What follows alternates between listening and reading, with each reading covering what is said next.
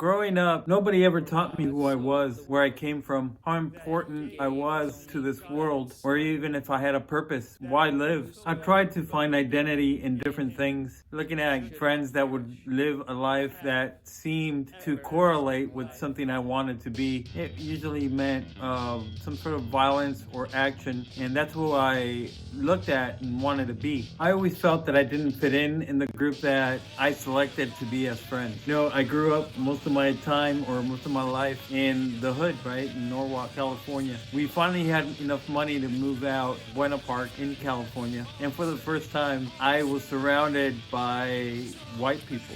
And I'm sorry, I don't mean anything bad by it, but I lived in a poor neighborhood where poor people went to school, and most of us were either black or Hispanic, and so I was used to that kind of atmosphere. But when I found myself in the city, they all belonged to magazines to me, and that further lost who I was, and that brought the first word that was shame. I was ashamed of who I was, of having a Hispanic name or being even Hispanic. I just completely lost my identity. From there, we moved to a city called Chino Hills, so I felt more comfortable there. But then we went to a neighborhood with money. Not that we had money.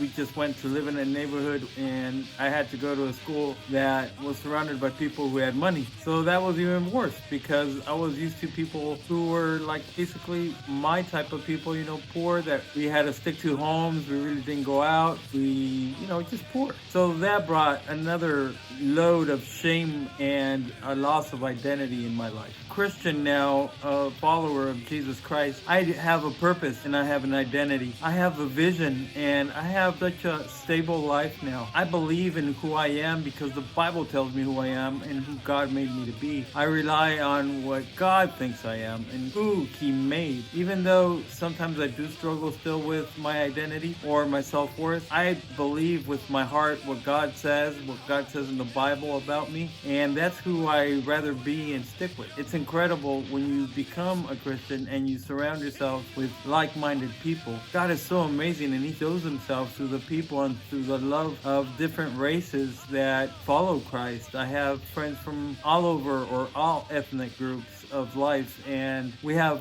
one thing that unites us, which is Jesus. We belong to the body of Christ. So we all have everything in common, and we all encourage and lift ourselves toward Christ. So I belong. At the same time, I don't belong, but I belong.